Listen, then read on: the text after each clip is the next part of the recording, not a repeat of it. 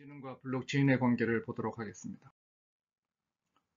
앞에서 얘기한 것처럼 인공지능이 성장의 기술이라면 블록체인은 신뢰를 기반으로 한 분배의 기술이죠. 왜 이 두 기술이 4차 산업혁명의 쌍끌이인가에 대해서 다시 살펴보겠습니다. 블록체인은 보는 각도에 따라서 많은 다른 시각들이 있습니다. 자, 이러한 블록체인에 대해서 4차 산업혁명의 관점에서 보면은 1, 2차 산업혁명을 만든 오프라인의 현실 세계와 3차 산업혁명이 만든 온라인의 가상세계가 4차 산업혁명에서는 현실을 가상으로 보내는 디지털 트랜스폼, 또 가상을 현실로 보내는 애널로그 트랜스폼으로 융합되죠. 융합의 매개체는 데이터입니다. 데이터의 질과 양에 의해서 인공지능이 결정되죠. 즉, 데이터의 질과 양을 우리가 질문을 해야 됩니다. 4차 산업혁명은 이와 같이 현실 세상이 공간 데이터와 인간 데이터를 클라우드의 빅데이터로 모아서 인공지능이 진화해서 현실로 가지고 나오면서 스마트한 사회를 만드는 거죠. 여기에 우리가 스마트 기술들이 들어갑니다. 이 부분을 우리가 CPS의 플랫폼이 담당하죠. 그런데 현실을 데이터화하는 과정이 과연 믿을 수 있는가? 또 인공지능과 빅데이터 플랫폼의 신뢰는 우리가 믿을 수 있는가? 두 가지 질문을 하게 됩니다. 바로 블록체인과 인공지능이 쌍끌이가 되는 이유죠. 1, 2차 산업혁명은 물질 경제의 소유 경제였습니다. 여기서는 정보와 실물이 일치했죠. 그런데 3차 산업혁명에서는 정보와 실물이 분리됐습니다. 분리된 온라인 세상이 생겼고 이 시장의 규모가 5% 정도 됐죠. 온라인에 권력이 집중했지만 5%였습니다. 근데 4차 산업혁명에서는 정보와 실물이 융합하기 시작합니다. 여기서 만약에 정보와 실물이 일치하지 않으면 또 문제가 되죠. 여기서 이러한 신뢰 문제에 해결책이 있어야 되는 것이죠. 중세 유럽의 인쇄 허가증, 출판에 대한 검열을 했습니다. 이때는 정보를 독점했죠. 그런데 이제 인터넷과 인쇄술의 발달로 정보와 지식의 독점은 막을 내렸습니다. 그런데 문제는 신뢰는 지금도 독점되고 있죠. 블록체인은 인공지능이 갖고 있는 두 가지 문제, 즉 정보와 물질의 신뢰, 데이터의 신뢰와 플랫폼의 권력 집중 문제의 해결사가 되는 거죠. 그래서 검증되지 않은 빅데이터는 정보 오류로 편향된 결정을 내리게 됩니다. 따라서 블록체인 기반의 빅데이터가 필요합니다. 그러면 우리가 인공지능의 결과를 신뢰할 수 있게 되죠. 금융, 유통, 수많은 관련 프로젝트에 활용할 수 있게 됩니다. 구체적으로 블록체인은 인공지능과 상호작용을 하게 됩니다. 블록체인으로 우리가 수많은 데이터 이벤트 체인으로 데이터가 모아집니다. 그 관계 데이터를 누가 분석하겠습니까? 또 인공지능이 분석해야죠. 대표적으로 자동차 렌트에서 발생하는 수많은 블록체인 기반 데이터를 분석해야 되죠. 블록체인으로 인해서 인공지능의 플랫폼 경쟁력은 약화되지만 정확하고 효율적인 결정이 가능해집니다. 즉 1, 2차 산업혁명의 물질기술 시대에는 플랫폼이란 개념이 없었죠. 디지털 트랜스폼이 만든 온라인 세상이 정보의 플랫폼을 만들었습니다. 정보를 공유했죠. 4차 산업혁명에서 온라인, 오프라인이 결합하면서 사물이 다시 플랫폼으로 융합되죠. 물질 소비와 생산을 우리가 협력하게 됐습니다. 여기서 두 가지 문제가 생겼죠. 물질과 정보가 분리됐다는 문제. 우리가 물건을 사는데 물건을 직접 사지 않죠. 정보를 보고 사는데 물질과 일치한다는 보장이 없습니다. 한편 이 플랫폼의 경제 규모의 50% 이상이 집중되니까 이제는 네이버, 구글을 믿을 수 있는가? 집중의 문제가 생깁니다. 따라서 이제는 시간, 공간을 넘어서 인간의 신뢰 문제, 즉 블록체인이라는 분산 플랫폼이 등장해야 되는 필요성이 있죠. 블록체인 개별 기술들은 이미 2008년도 사토시 나카모토의 논문 근 20년 전에 대부분 개발되어 있습니다. 블록체인은 기술이 이끌어온 것이 아니라 4차 산업혁명의 진화가 신뢰기술 블록체인 등장을 요청하게 된 것입니다. 이름이 블록체인이 되든 뭐든 간에 우리는 이제 신뢰 기술이 필요하게 된 것이죠. 핵심은 블록체인이 아닙니다. 신뢰의 기술입니다. 정보와 실물의 일치, 권력 분산 두 가지를 해나가는 거죠.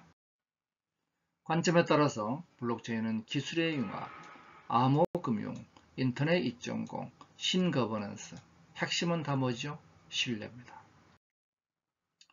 이제 세상은 이와 같은 정보의 층 위에 블록체인으로 신뢰층이 만들어지는 거죠. 인공지능과 블록체인의 공진화 세상이 되는 것입니다. 이러한 신뢰 구축 방안으로서 우리는 남유럽과 북유럽의 차이를 알죠. 북유럽은 신뢰를 바탕으로 세금을 냅니다. 남유럽은 신뢰가 없으니까 세금을 내지 않으려고 그러죠. 결국 그 차이가 양쪽의 차이를 만들어 왔습니다. 신뢰, 오랜 기간이 필요하죠. 근데 신뢰가 뭔가요? 투명하고 반복되는 공유 사회가 신뢰입니다. 우리 모두가 당신이 과거에 무엇을 했는지 다 알고 있다. 거기서 신뢰가 없으면 안 되죠. 이런 신뢰는 짧은 신뢰의 구축이 안 된다고 생각했는데 이제는 가능하게 됐습니다. 왜? 신뢰 기술이 등장한 거죠. 바로 시간을 공유하고 공간을 공유하고 인간을 공유하는 블록체인이 등장했습니다. 모든 블록, 즉 이 방에 있는 모든 사람들의 거래를 블록으로 모아서 그것을 체인화시키면 시간이 되죠. 그걸 우리 모두가 공유합니다. 이것이 분산 신뢰의 기술, 과거 집중 신뢰에 반대되는 기술이죠. 자, 우리 블록체인의 개념을 한번 정리해 볼까요? 우리 둘이 거래하면 뭐 할까요?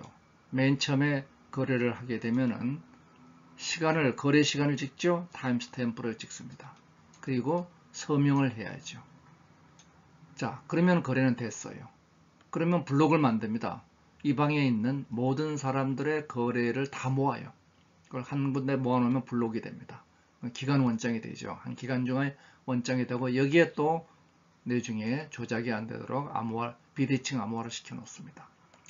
이러한 블록들을 계속 모아요. 그럼 블록 간 연결이 이루어지죠. 그리고 이 자체가 또 조작이 안 되게 비가의 해시를 붙여 놓습니다. 그리고 이것을 이제 분산 합의로 검증을 하고 여기에 게임 이론이 도입되어 있습니다. 그러면 어떻게 되나요? 블록이 체인으로 연결되어 있으니까 블록체인이 되죠. 이를 통해서 네트워크 참여자들의 합의에 의한 분산 원장이 될 수도 있고 분산 인터넷이 될 수도 있고 분산 통화가 될 수도 있습니다. 자, 이제 암호 통화를 보겠습니다. 암호 통화를 보면은 1세대 비트코인 이전에 0세대가 있습니다. 빅골드, 닉 자브란 분이 디지털 골드를 만들었습니다. 비트코인과 매우 비슷한 구조입니다. 그래서 사토시 나카모토, 비트코인의 창시자가 닉 자보라는 주장도 한동안 있었습니다. 본인은 거부하고 있죠. 비트코인은 분산 디지털 화폐라는 새로운 장을 열었지만은 프루프 워크라는 굉장히 저효율 알고리즘에 의해서 검증하기 때문에 고비용 그리고 많은 시간이 걸립니다. 이건 시간 관계상 설명은 생략하겠습니다. 그리고 다양한 알트코인으로 이를 보완하는 분할을 하게 되죠. 이로써 코인에서 토큰들이 만들어집니다.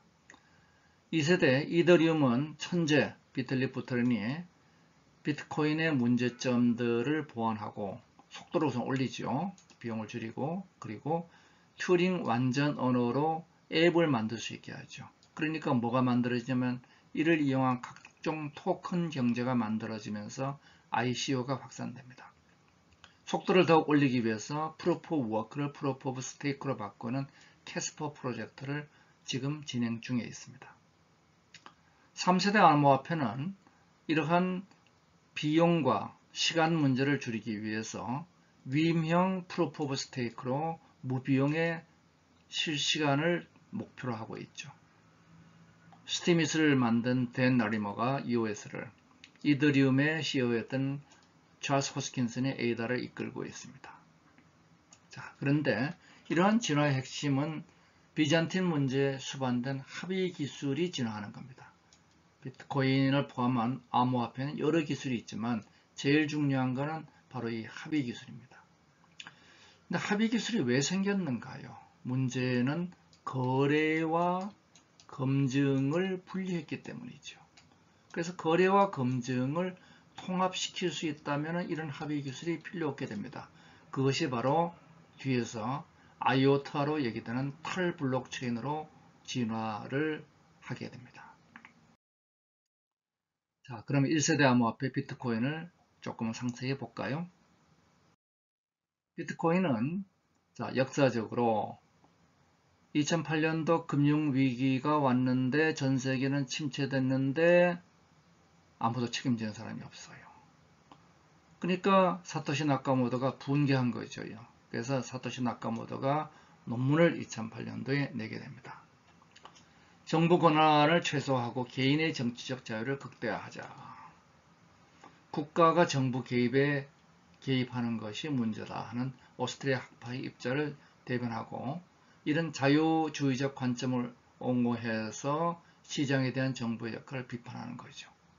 근데 정작 오스트리아 학파는 비트코인을 화폐로 보지 않고 있습니다. 여튼 2008년도 그 유명한 사토시 나카모토의 논문인데 논문 전문은 여기 가시면 볼 수가 있습니다.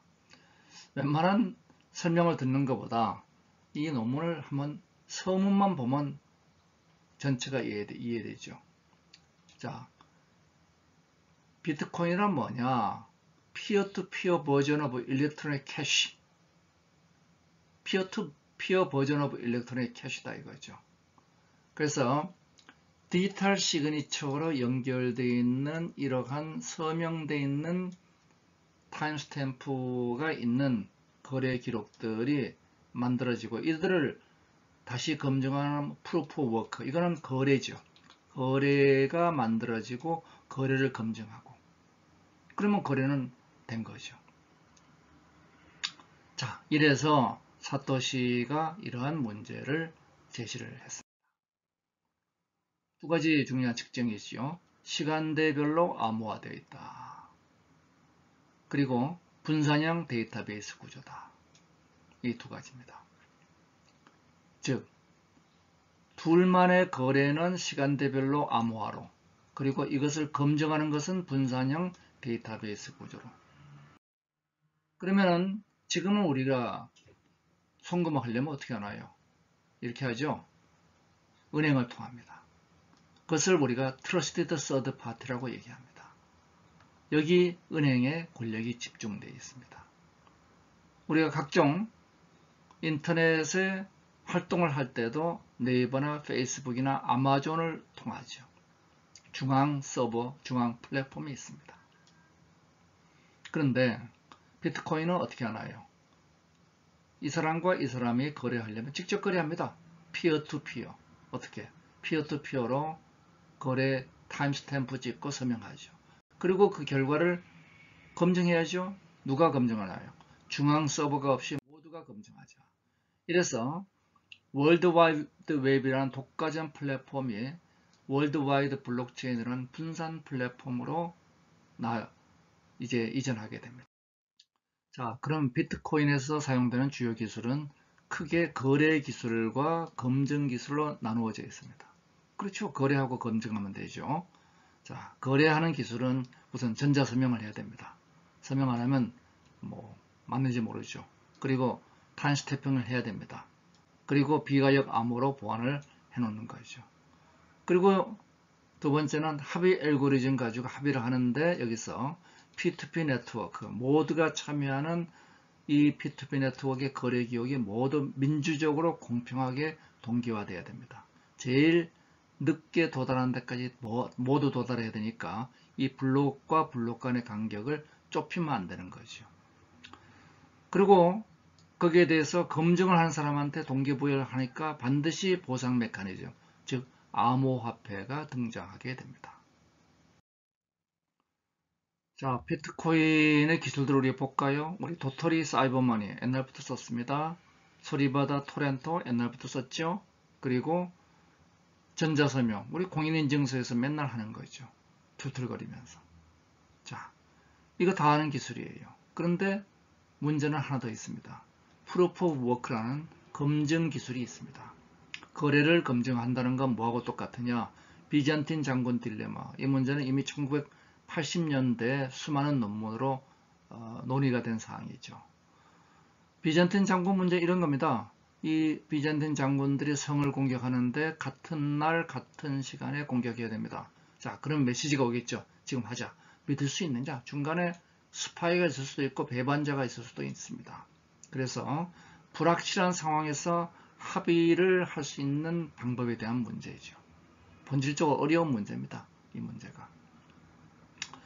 자, 그래서 이러한 바탕하에서 기술들을 보면 타임스탬프를 찍는 기술이 있죠. 그래서 이 각각의 블록에는 뭐 이런 구조가 있습니다. 자세한 설명은 생략하겠습니다. 그리고 비대칭 암호화를 해서 보내는 사람과 받는 사람 사이에 자 우리가 전자 데이터의 원본을 보내는데 전자 서명을 통해서 서로 붙고 전자 서명이 있으면 그걸 볼 수가 있죠. 자, 이래서 블록체인에서 전자 서명이 이와 같이 이루어집니다.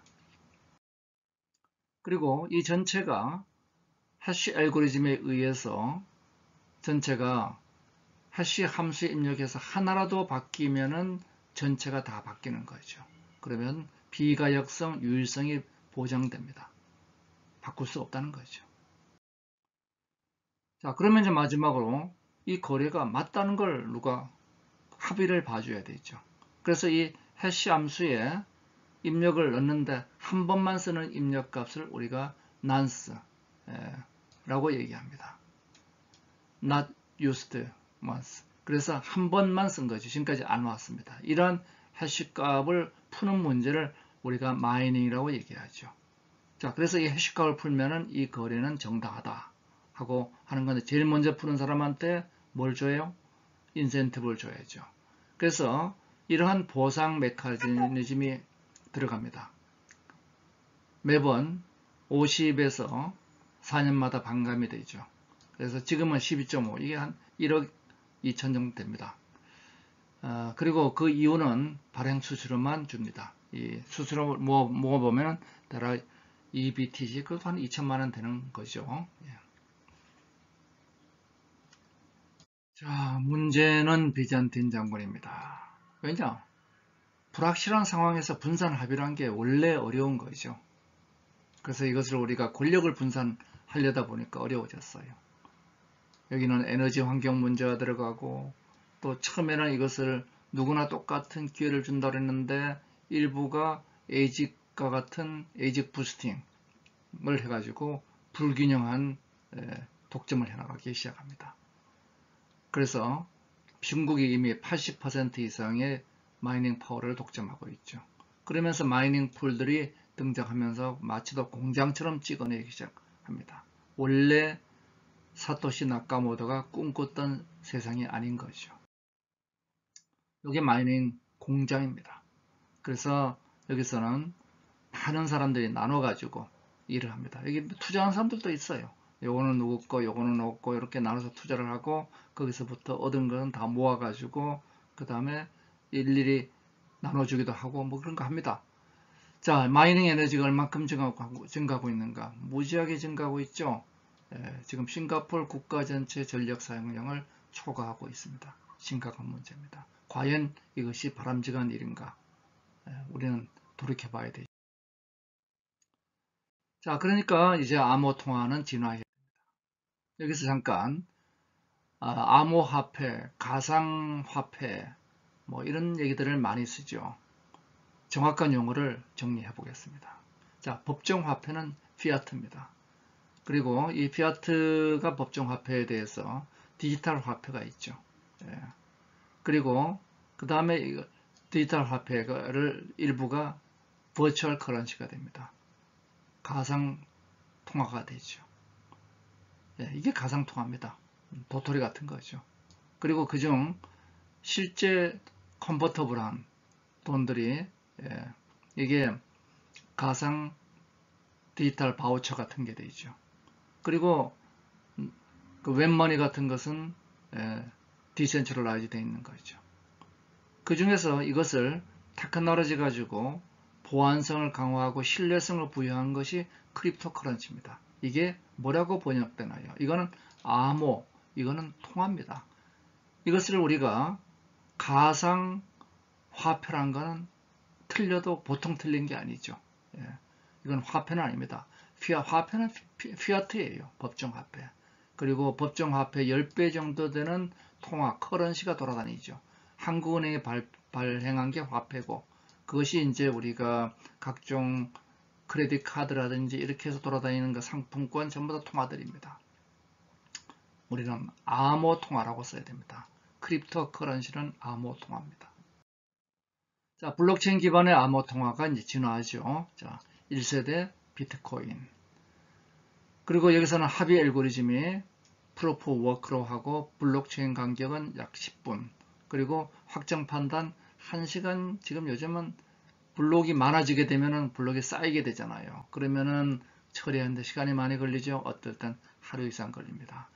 수수료가 비트코인 가격이 올라가면서 10,000원을 넘어서요. 그럼 우리 4,000원짜리 커피 마시고 10,000원 수수료 내시겠어요?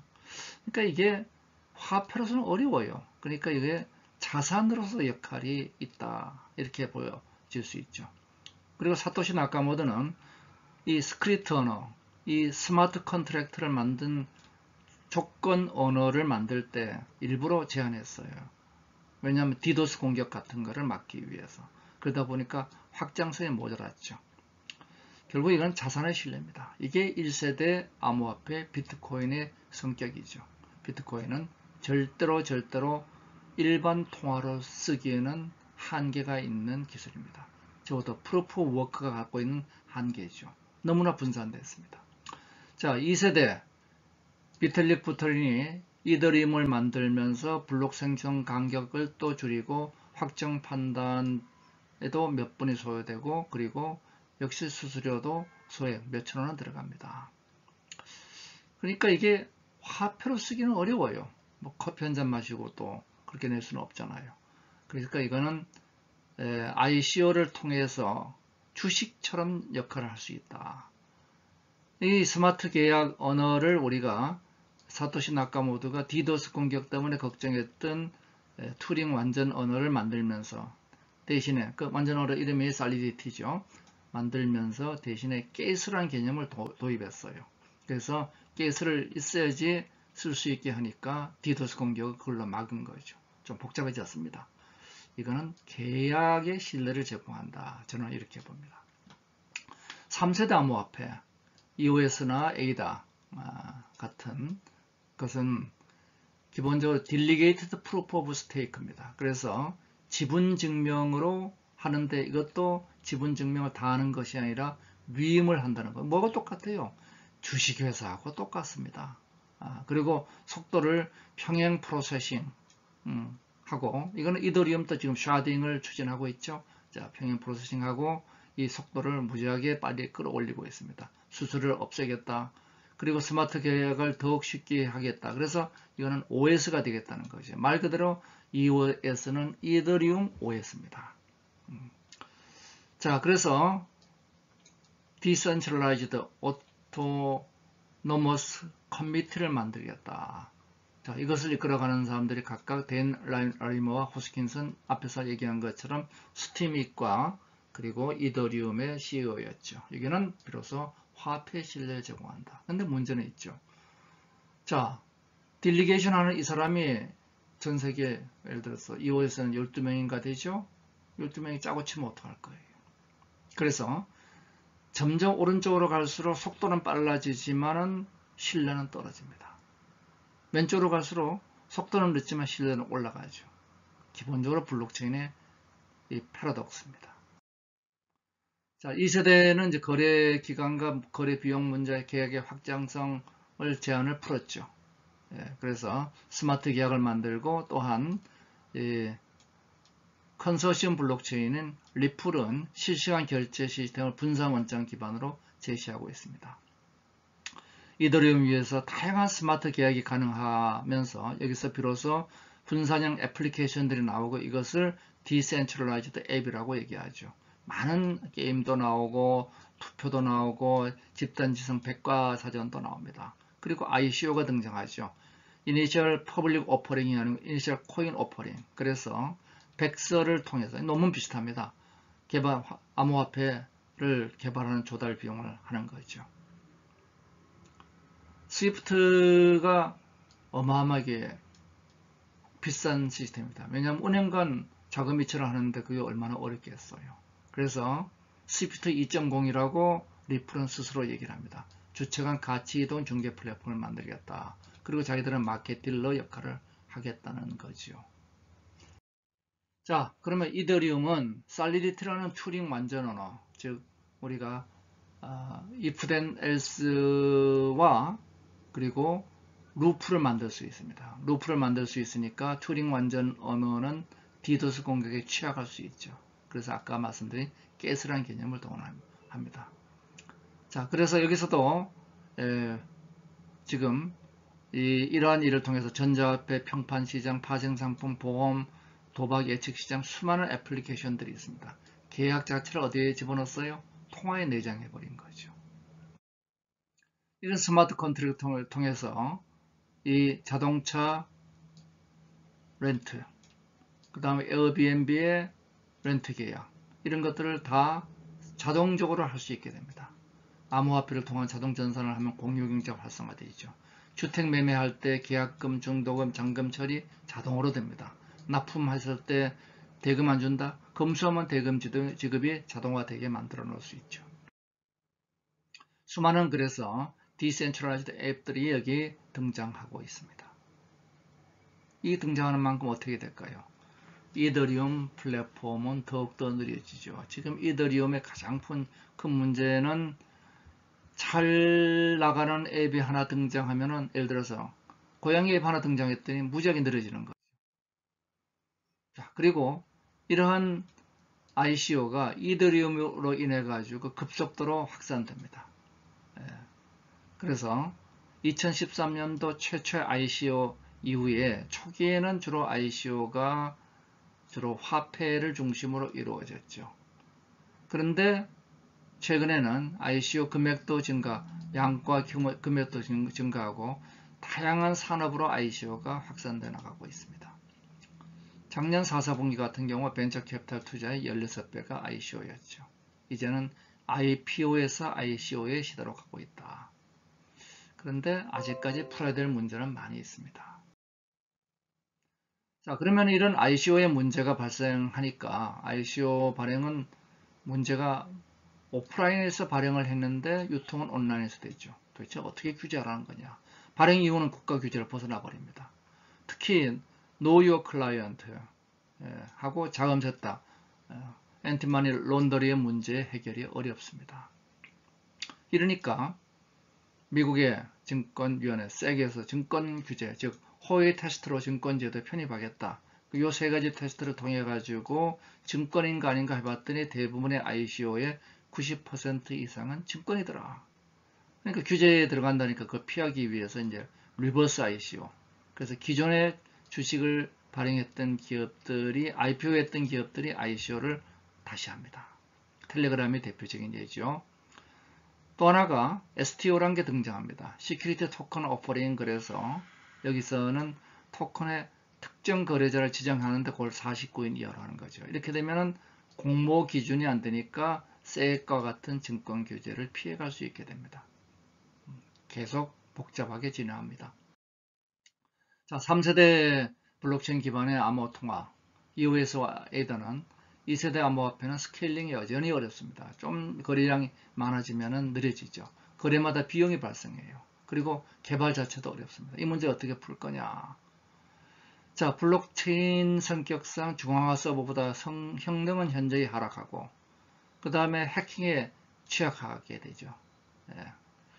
자, 그래서 이러한 한계점을 극복하기 위해서 트랜잭션을 1초당 1000번 이상 지원하겠다. 이렇게 선언을 했습니다.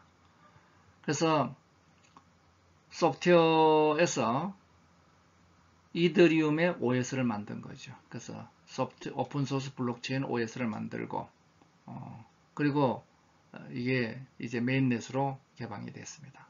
토큰의 EOS로 EV에서 대개발 이후에 받는 토큰은 이더리움과 연결되어 있죠. 그리고 굉장히 많은 다양한 능력을 가지고 훨씬 직관적으로 쓰기 쉽게 만들어져 있다고 합니다. 자, 이런 블록체인 토큰 경제는 2021년까지 5배에서 10배로 클 거다.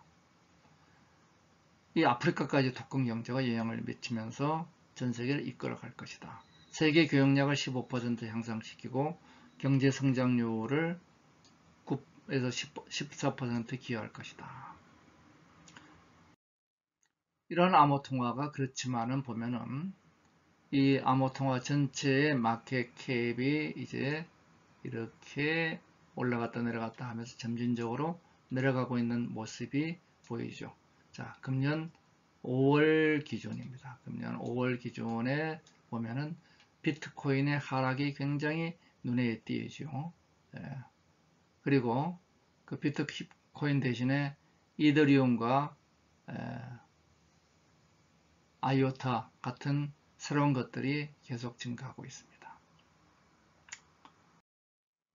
한국은 어떨까요? 한국은 거래량 입장에서 볼 때는 한때 업비트, 빗썸이 세계 1, 2위를 차지했습니다.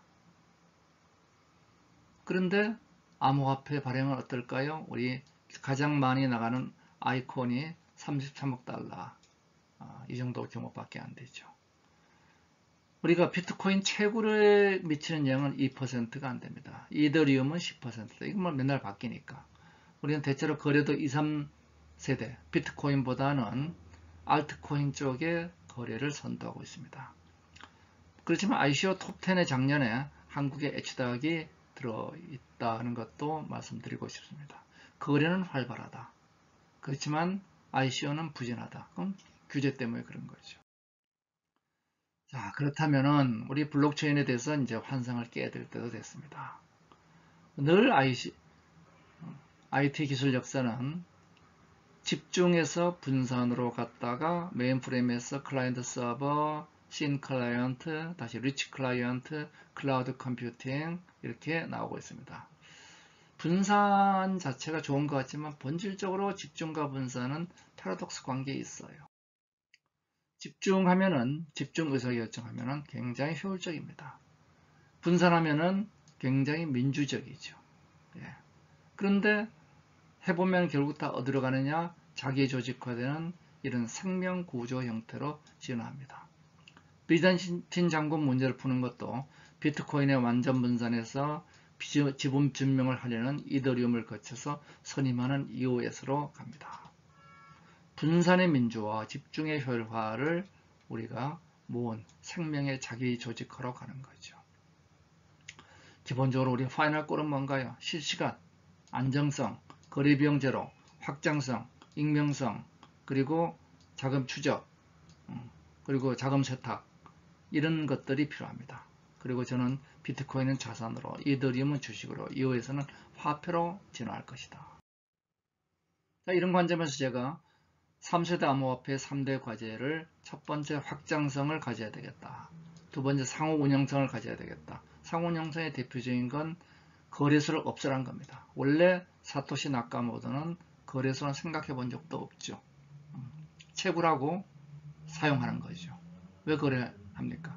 그래서 타코인과 교환성을 이제는 암호화폐들이 스스로 내장하기 시작합니다. 은행권과 호환성을 내장하죠. 그러면 거래소는 사라지게 될 것입니다. 그리고 거버넌스 문제가 들어옵니다. 실제로 모든 룰을, 운영 룰을 처음 만든 대로 끌고 갈 수는 없어요. 비트코인이 하드 포크, 소프트 포크 하는 이유가 뭔가요? 그래서 운영 주체가 결국은 이것을 운영하는 재단이 하나 있어야 되겠다. 이제는 그래서 비영리 재단이 이끌어가는 게 일반화되고 있죠. 비트코인은 이런 합장성 문제 때문에 계속 뭐 비트골드, 비트워라는 캐시 낚이고 있죠. 하드포크는 크게 바꾸면 하드포크고 작게 소프트웨어로 바꾸면 소프트포크이죠. 근데 우리는 본질적 문제를 해야 됩니다. 우리는 비잔틴 장군 문제를 푸느라고 이 난리를 부리고 있는 겁니다. 정말로 우리는 비잔틴 장군 문제를 풀어야 되나요? 글쎄요. 우리가 풀어야 될 것은 권력입니까? 신뢰입니까? 잘 관리하는 권력은 나쁜 게 아니죠. 그래서 우리가 추구했던 퍼블릭 블록체인은 비잔틴 장군 합의 기술을 풀기 위해서 권력을 해결하기 위해서 비싼 민주화를 추구했습니다. 근데 우리가 많은 경우에 프라이빗 블록체인의 단순한 합의 기술로 신뢰를 해결하면 문제가 풀리는 것들도 많죠. 값싼 집중합니다. 또 이걸 또 다시 뛰어넘어가는 탱글이라는 게 또 등장하죠. 프라이빗 블록체인은 그래서 기존 제도권과 충돌이 극소화되고 비잔틴 장군 문제 안 풀어도 됩니다. 자, 신뢰를 하기 위해서 가는데 단 퍼블릭 블록체인은 기술 개발에 굉장히 필요합니다. 어려운 문제를 풀면 기술이 개발되죠. 당장 사회적 가치는 프라이빗 블록체인에서. 그래서 거래 증명 보안 인증 투표 등록 이거 전부 다 그렇습니다. 대표적으로 리플은 분산원장 기반 은행 송금에서 이미 역할을 하고 있고, 어댑트는 IoT 블록체인 플랫폼으로서 리눅스 재단의 하이퍼레저를 활용하고 있죠. 이미 활용되고 있습니다. 그래서 완전 분산되어 있는 퍼블릭 블록체인은 관리 주체가 없지만은 비잔틴 장군 문제를 풀어야 되니까 암호화폐로 보상해야 되고 따라서 고비용 고신뢰가 됩니다. 프라이빗 블록체인은 완전 집중돼서 단일 주체가 하니까 뭐 내가 알아서 하는데 비잔틴 장군 문제 필요 없고 저비용 저신뢰가 되죠.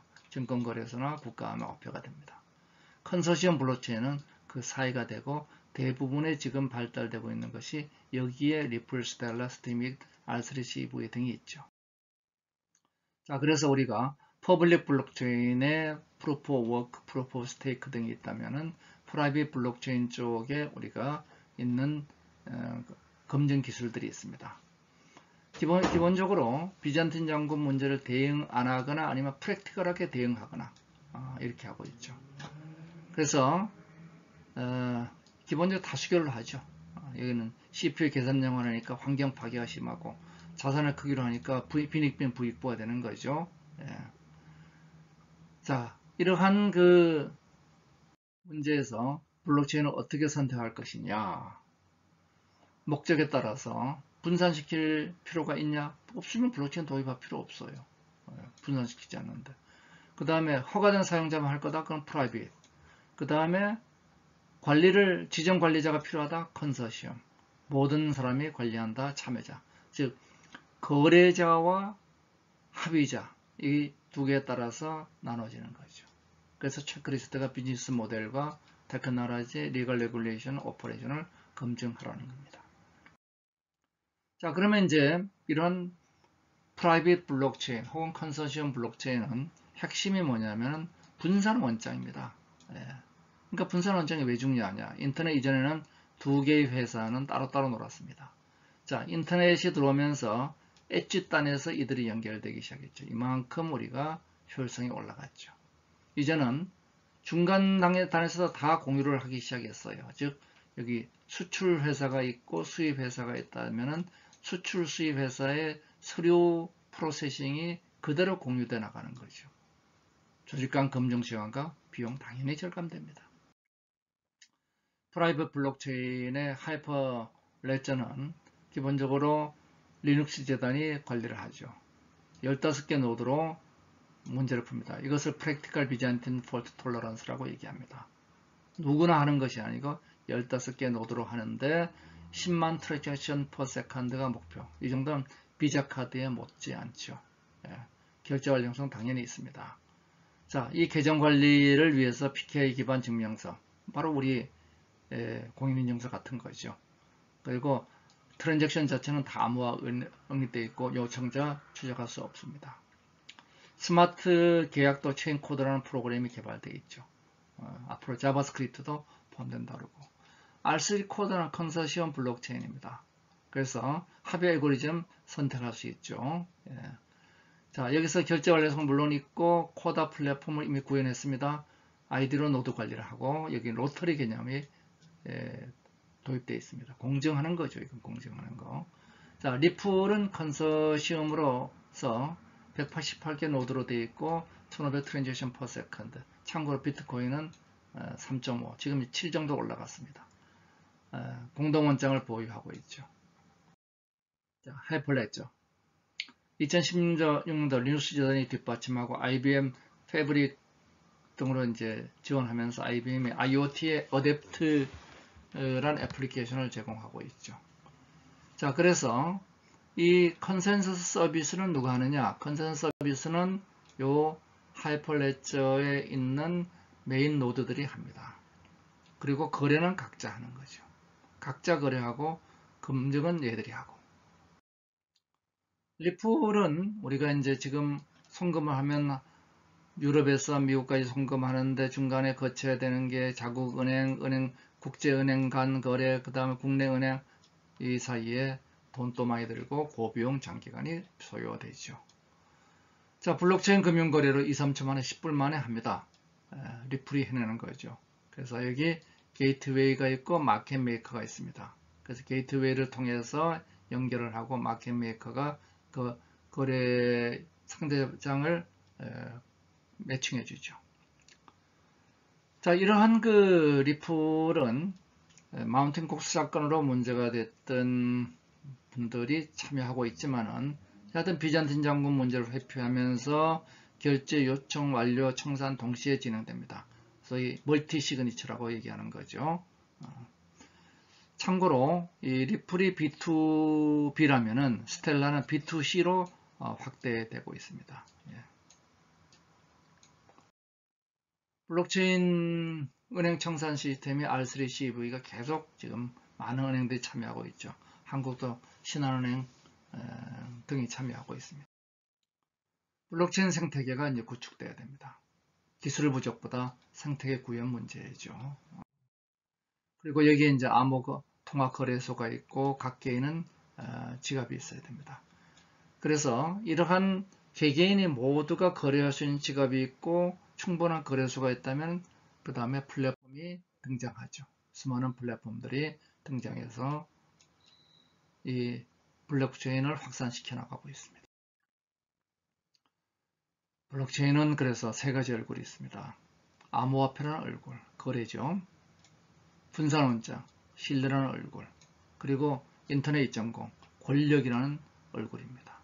우리는 무엇이 필요한가요? 필요에 따라서 우리는 프라이빗을 쓸 것이냐, 퍼블릭을 쓸 것이냐, 컨소시엄을 쓸 것이냐 선택을 하는 겁니다. 자, 블록체인의 전체 구조를 보면은 일단 맨 밑에 데이터층이 있어요.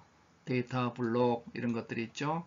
그것이 이제 P2P 네트워크로 묶입니다. 그 메커니즘이 전파되고 이걸 가지고 우리가 합의 알고리즘, 비전된 잠금 문제를 푸는 합의 알고리즘을 풉니다. 그걸 그리고 결과에 따라 보상을 하죠. 암호화폐가 등장합니다. 그리고 여기에 이제 계약을 하는 스마트 컨트랙트가 이루어지고 그리고 이 위에서 수많은 응용이 일어나는 이것이 블록체인의 구조가 됩니다. 전체 구조를 잘 이해하는 게 중요하죠. 자, 그런데 여기서 모든 암호화폐가 블록체인 기반인가? 그리고 비트코인은 블록체인의 일부인가? 본질에 대한 질문을 할 필요가 있습니다. 자, 블록체인은 뭐였던가요? 거래를 하고 검증을 하는데 모든 사람이 참여해서 검증하면은 퍼블릭, 일부가 검증하면 프라이빗이죠. 자, IOTA 어소시에이션입니다. 그래서 독일이 만든 IOTA의 탱글은 어떻게 되어 있느냐? 거래와 검증이 분리되어 있는 블록체인을 거래와 검증을 통합했습니다. 통합하면 문제가 뭐냐? 보상을 해줄 필요가 없다는 거죠. 어떻게 하느냐? 내가 거래하는 앞에 두 거래만 검증하라 하는 겁니다. 내가 거래하려면은 앞에 두 개의 거래만 검증해라. 이것은 마치도 기러기가 날아가는 것 비슷해요. 앞에 기러기 따라서 날아가면 다 잘 날아가는 거죠. 그래서 그 탱글 네트워크를 보면은 디렉티드 어사이클릭 그래프가 만들어집니다. 내기라는 겁니다. 그래서 이 그래프가 계속 확산됩니다. 이것을 검증하는 것은 앞에 두 개가 이렇게 검증이 오는데 이렇게도 검증이 되고 이렇게도 검증이 되죠. 그러면 참여자가 많을수록 많은 검증이 만들어집니다. 당연히 뭐 돈은 안 주는 거죠. 내가 거래하는데 거래하려면 돈 내라는 건데 거래와 합의가 일치해요. 이 사람들의 문제가 여기 양자 컴퓨팅 대응을 위해 가지고 새로운 암호화 알고리즘 3중 해시 함수를 동원했다는데 요거는 지금 논란 중에 있습니다. 더군다나 이것은 굉장히 가벼워요. 그래서 IoT나 스마트 시티 등 소액 거래에 최적입니다. IoT 디바이스 내에 하드웨어로 펌웨어로 내장도 가능하죠. 그래서 스케일링 가능하다. 블록체인은 거래가 증가할수록 이렇게 패러독스 관계로 떨어집니다. IoT 닷탱글은 스케일링 돼서 올라가죠. 우리는 생각을 다시 할 필요가 있죠. 권력 분산이 목표가 아니고 거래 검증이 목표라면은 거기에 대해서는 우리가 IoT가 하는 이와 같은 검증 방식을 확산해 나가는 것들이 필요합니다. 그래서 IoT는 인더스트리 4.0의 중요한 일을 수행한다고 독일은 추진하고 자, 이제 암호화폐는 시작에 불과하고 블록체인을 활용해야죠. 각 관점, 기술의 관점, 법률의 관점, 비즈니스 관점에서 공개적으로 분산 원점을 유지하는 백엔드 데이터베이스로 기술을 보죠. 그리고 중개자가 필요 없는 거래 검증 장치로 법률을 보고 개인 간 자산 이동을 구현한 교환 네트워크로 비즈니스를 봅니다. 역량은 뭐냐? 이것을 우리가 조화시키는 데 있다는 겁니다. 블록체인의 10가지 속성에 대해서 첫 번째는 디지털 암호화폐, 두 번째는 탈중앙형 컴퓨팅 인프라, 거래 플랫폼, 탈중앙형 데이터베이스, 공유된 분산 회계 원장, 소프트웨어 개발 플랫폼, 오픈소스 하드웨어, 금융 서비스 시장, P2P 네트워크. 그런데 모든 서비스의 공통한 신뢰 서비스라는 거죠. 즉 증명 기반의 신뢰 서비스가 이루어집니다. 합의 내 증명을 맨 처음 합니다. 작업 증명, 권한 증명, 지분 증명, 합의를 하기 위한 증명을 해야 됩니다. 프루프 인 컨센서스죠. 그 다음엔 서비스로서 증명입니다. 프루프 에이저 서비스입니다. 자산 증명, 소유권 증명, 실제로 서비스하는 걸 증명하는 겁니다. 그리고 중요한 건 서비스 내 증명합니다. 혼인신고, 장애 파상, 상품 거래 등이죠. 그래서 프루프 이너 서비스, 피아스라고 얘기를 합니다. 자, 그래서 기술 밑으로 갈수록 기술이 중심이고 위로 갈수록 서비스로 가고 상위로 갈수록 수많은 혁신이 탄생합니다. 우리는 뭘 봐야 되나요? 우리는 바로 이것을 봐야 되는 겁니다. 여기서 스마트폰이 중요한 역할을 합니다. 스마트폰은 모든 걸 흡수하고 있죠. 자, 스마트폰은 디지털 지갑 역할을 하고 있죠. 디지털 민증 여건이 될 수 있죠. 그래서 이런 측면에서 블록체인은 셀프 서버린 아이덴티티, 그래서 자기 주권 신분을 만듭니다. 온라인성의 신분 질환의 마지막 단계는 집중형, 연방형, 유저 센트릭을 거쳐서 셀프 서버린 형태로 들어가는 거죠. 자기 주권 신분은 아래와 같은 10계단으로 만들어져요. 크게 봐서는 시큐리티, 컨트롤빌리티, 포터빌리티입니다. 자, 그러면 이런 아이덴티티 솔루션으로 쇼카드란 서비스가 등장하고 있죠. 자, 그러면 이제 활용 사례 좀 빨리 보겠습니다. 자산 신뢰 소유권 화폐 신원 계약, 이것이 다 가능하죠. 스타트업의 프로젝트들도 이렇게 나눠져 있습니다. 블록체인 활용 영역에 대해서는 임명한 애터리 연구위원께서 암호화폐, 신뢰니까 제일 중요한 게 돈이죠. 그 다음 공공보안, 이게 신뢰죠. 산업응용 신뢰죠. 그리고 결제거래 다 신뢰입니다.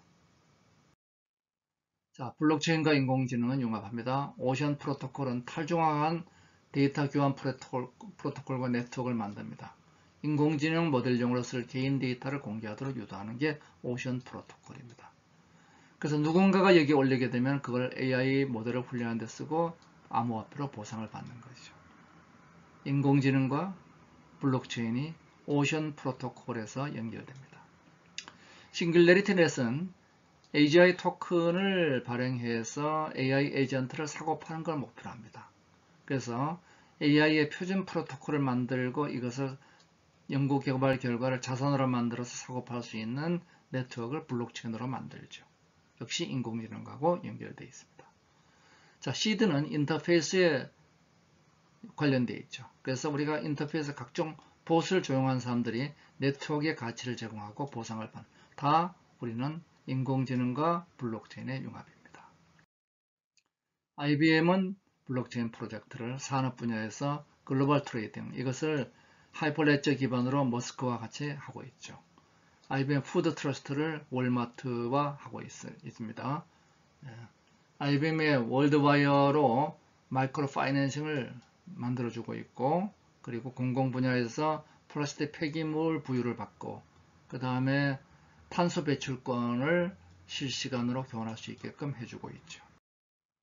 금융 분야에서는 거래, 다이내믹한 거래와 자산, 그러니까 거래와 자산, 공공과 개인으로 나눠가지고 우리가 이렇게 분류를 해볼 수가 있습니다. 예를 들어서 EOS는 좀 더 거래에 집중적이고 퍼블릭하다면은 우리가 리플이나 스텔라는 좀 더 프라이빗하고 대신에 컬러드 코인이나 암호 주식 같은 경우들은 자산과 프라이빗 쪽에 가 있는 거죠. 비트코인은 이 정도 있다고 저는 보고 있습니다. 거래보다는 자산 쪽에 가깝다는 거죠. 자, 블록체인과 금융이 지금 역할을 합니다. 그래서 중국의 블록체인 응용 국경 초월 계좌 이체를 하고 있습니다.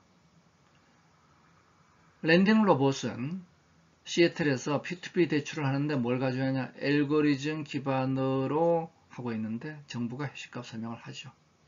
블록체인 금융을 통해서 탈중앙화로 원가 절감하고 연결로 24시간 운영하고 투명성 증대로 사기를 방지합니다. 블록체인으로 인터넷 관리를 하죠. 홀버튼 스쿨은 블록체인을 이용해서 학업성 지도 상황을 기록하고 학력 증서를 인증하는데 이것은 수정이 안 되죠. 타임스탬프와 해시 값으로 인해서.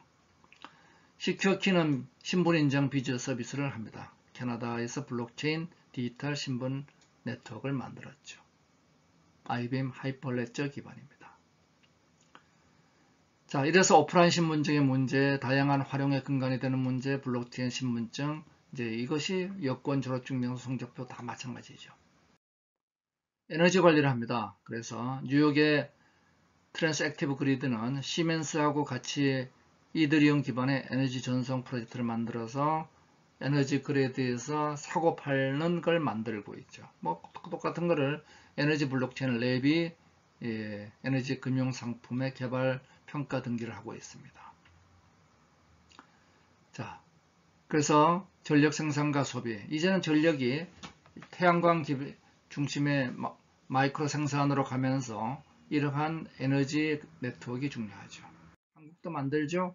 KT가 블록체인과 AI를 활용해서 전력 중개 사업을 만들었습니다. 에너지 통합관제 플랫폼을 만들죠. 한전도 추진하고 있습니다. 블록체인이 의료와 결합하죠. 에스토니아의 가드타입은 환자 의료 정보를 블록체인 가지고 실물과 보장을 하죠. 프론텍은 블록체인을 가지고 보건의료 분야의 EMR 데이터를 블록체인으로 공유하면서 보안을 유지해주죠. 한국의 메디블록이 같은 비즈니스 모델을 갖고 ICO를 한 바가 있습니다. 의료 기록을 투명하게 공유하는 거죠. 그리고 건강 데이터 추적은 방지하고. 블록체인 의무 기록들 서비스가 이렇게 EMR, 헬스 인증 서비스, 리서치 공유, 의료용품에서 이루어지고 있죠. 블록체인으로 판권이 만들어집니다. 자, 그래서 상하이 패션 위크에서 이제는 칩을 내장한 신상 의료 상품을 요게 블록체인 칩입니다. 그리고 이모젠 힙은 새로운 신곡을 발표할 때 이더리움을 블록체인에 발표를 했죠. 소유권을 따라서 전체 과정이 추적됩니다. 블록체인 공증을 합니다. 스탬퍼리는 공증인이 필요한 문서 공증 서비스를 하죠. 어디 하냐? 블록체인 사이트에 업로드해서 공증을 합니다. 자, 해시태깅하고 타임스탬프 찍으면은 조작이 안 되는 거죠. 블록체인 사물 인터넷은 필라멘트는 설비 목록을 탈중앙해 가지고 자산을 스마트하게 만듭니다. 자, 네오도 같은 일을 하죠. 삼성과 IBM의 어댑터도 분산식 인터넷 구축을 하고 있죠. 블록체인이 IoT하고 만나서 사물 인터넷 설치 유지 보수 점검하고 시스템 안전을 보완하고 계약과 운영에 도움을 주고 있습니다. 블록체인 렌트를 하죠. 자, 우리가 렌트를 하는데 문제는 열고 닫을 수 있는 자물쇠가 필요해요. 자, 그것을 슬럭 IT라는 스마트 자물쇠 사업을 합니다. 블록체인 스마트 계약과 IoT가 결합된 스마트 자물쇠 서비스를 하고 이걸 통해서 제3자 개입 없이 자동으로 처리가 되죠. 계약 끝나면 자물쇠도 끝나는 거죠. 공급 사설 관리를 하죠. 그래서 이런 블록들이 모여서 협력업체에서 들어올 때 이 추적 관리를 뭐로 하느냐? 바로 블록체인 가지고 하게 되죠. 블록체인은 농업하고도 만나서 글로벌 공급 체인에서 이 식품의 안전을 보장하고 필라멘트는 스마트 농장에서도 자산의 정확성을 보상해주고 있죠. 이력 관리가 다 되는 거죠. 기부도 비트 기부재단이 비트코인으로 기부를 받고 엔틀러브가 블록체인 기반의 기부 플랫폼을 만들고 있죠. 자, 블록체인과 무역 혁신도 마찬가지다. 우리가 무역을 할 때 보면은 실물이 움직이고 금융이 움직이죠. 자, 실물과 금융이 움직이는데 이 과정을 놓고 보면은 스마트 컨트랙트를 가지고 지금 컨테이너 화주 비용, 흥정 비용을 블록체인으로 다 없앴습니다. 머스크하고 IBM 하이퍼레저가 그 일을 했죠. 한편 이 금융거래에서도 바클레이가 LC 거래를 블록체인으로 해서 전체 대금 5%의 서류 작업을 획기적으로 절감하고 있죠. 그래서 블록체인의 무역을 혁신하게 됐죠. 미디어도 이제는 참여, 소통, 투표, 보상 다 융합 민주주의로 가는 길입니다. 자, 페이스북을 블록체인화한 것이 바로 스팀잇이죠. 자, 스팀잇은 스팀을 이란 블록체인 화폐를 통해서 이것이 좀 복잡합니다. 스팀 달러, 스팀 파워 이걸 가지고 하는데 자본을 조달해서 리퀴드 스팀을 매수하고 이걸 가지고 스팀 파워로 전환하면 내부에 권력을 가지게 됩니다. 돈과 권력을 서로 교환할 수 있게 하되 분리하고 있습니다. 그리고 이 보상을 누굴 해주느냐? 작가와 큐레이터한테 해주죠. 좋아요 누르는 사람한테도 보상을 합니다. 블록체인은 이제 세계 정보가 손잡습니다. 두바이 2020년까지 모든 공문서를 블록체인으로 중국, 러시아, 싱가포르, 미국 전부 다 블록체인을 가지고 있고 스위스, 크립토밸리, 항저 밸리, 싱가포르의 블록체인 밸리 등이 있습니다. 블록체인은 에스토니아의 전적 시민증, 그 다음에 펠로우 마이 보트를 해서 블록체인 가지고 엔드-투-엔드 투표 시스템을 만들고 있죠. 탈중앙화. 그래서 블록체인은 드디어 일상 정보를 통합해서 정책 추적이 가능한 거버넌스를 만들고 있습니다. 융합민주주의의 핵심은 뭔가요? 우리가 언제나 의사결정에 참여할 수 있으면 되죠. 스위스의 국민투표를 할 수 있는 것이 이제는 블록체인 기반의 민주주의로 됩니다. 그래서 직접민주제와 수구민주제를 통해서 우리는 블록체인 민주제를 만들어갈 수 있습니다. 이것은 여론 수렴에서 정책 참여를 거쳐서 정책 결정, 선거 대처를 거쳐 나가죠. 자, 그러면 여기 수많은 기업이 등장하죠. 스타트업 랜드스케이프 그렇게 많습니다. 전 세계 블록체인과 비트코인 컴퍼니들입니다. 시장을 잠깐 볼까요? 블록체인 전체를 우리가 보고 있고 앞으로 이렇게 커나갈 거로 예측하고 있습니다. 한국의 블록체인 비즈니스 사례들 몇 가지를 소개해 드립니다. 자, 블록체인 미래 그리고 공유경제를 볼까요? 공유경제는 플랫폼이 없는 공유경제가 필요하죠. 에어비앤비, 슬로깃이 대체합니다. 크라우드 펀딩 이제 블록체인으로 대체되죠. 블록체인 1.0은 화폐였다면 2.0은 금융입니다. 세 번째는 3.0 계약, 4.0은 사회가 되죠. 그러면서 블록체인은 현실과 가상을 융합시킵니다. 전체는 클라우드에 있고 부분은 현실에 있습니다. 그래서 현실의 스마트폰과 칩이 전체 클라우드를 반영을 하죠. 엣지가 클라우드를 반영한다. 수많은 현상들이 벌어집니다. 블록체인과 명감은 기존 화폐를 대체 가능하다. 라가르드 IMF 총재, 비트코인은 브라우저다. 그렇지만 비트코인은 버블이고 폭락할 것이다. 명감이 있습니다. 금인가 버블인가? 예, 버블이면서 금입니다. 버블 속에 금이 들어있습니다. 자, 그러면은 여기에 대해서 인식의 벽에 보죠. 기술, 시장, 사회인식, 법률의 벽이 있습니다. 미국 선물파생상품위원회 크리스토퍼 의장이 금년 초에 한 얘기입니다. 우리는 젊은 세대들이 암호화폐에 가지고 있는 열정을 오만한 편견이 아닌 사려 깊고 공정한 태도로 봐야 된다. 그러나 사기와 조작을 통해서 이들의 열정을 유용하는 자들은 엄격하게 단속해야 된다. 비정가 문제를 갖고 있습니다. 그래서 시카고 선물거래소는 비트코인 선물거래를 시작했죠. 자, 바로 지금 이와 같이 블록체인은 여하튼 하이퍼 사이클의 피크에 있습니다. 혼돈의 영역입니다. 여기서는 규제 샌드박스, 도낫 함의 원칙이 적용돼야 되죠.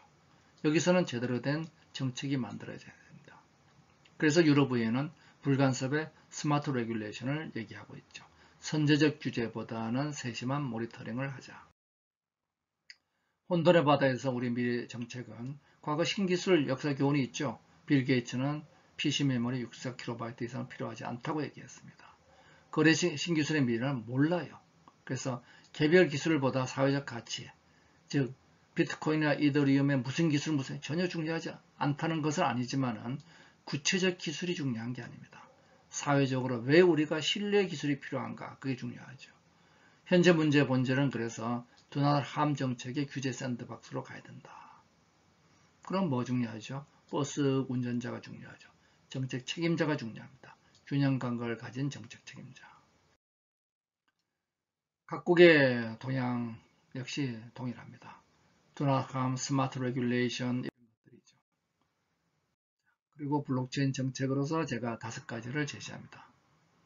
첫 번째가 암호화폐 거래소, 암호카드, 암호주식, 암호자산화, 암호바우처, 바로 지금 우리가 할 수 있는 일들입니다. 암호화폐의 성격은 뭐냐? 나라마다 다르게 보고 있죠. 우선 암호주식 문제는 지금 ICO를 뭐로 봐야 되느냐?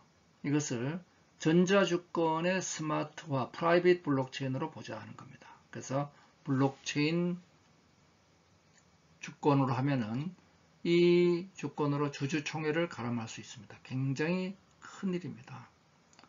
그리고 분산 자율 조직으로 자본주의 진화를 촉진할 수 있죠. 그리고 암호주식은 바로 KOTC 거래에 올릴 수 있습니다. 주식관리 비효율과 분쟁, 원천 해소가 됩니다. 기술적으로 쉬워요. 스타트업 자금 1조 이상을 투자할 효과가 있고 거버넌스 구조 개혁으로 10조의 효과를 가지고 한국의 제2벤처 메커를 가져갈 수 있는 획기적인 대안이라고 보고 있습니다. 암호자산은 기본적으로 우리 자산을 정물 일치시켜서 스마트 계약 기능으로 우리가 네임 코인 플랫폼으로 가보자. 그럼 조세가 강화되고 자산 유동화가 되고 각종 자산이 블록체인화되고 그리고 각종 학적부가 블록체인화되면 되죠. 국가 자산이 최적화됩니다. 암호바우처는 지금 우리가 상품권과 정책자금 어마어마하게 들어가죠. R&D 자금 20조, 복지자금 150조입니다. 이것을 스마트하게 만듭니다. 기존 바우처를 프라이빗 블록체인으로 하고 실물화폐 피아트 1:1 연동을 시킵니다.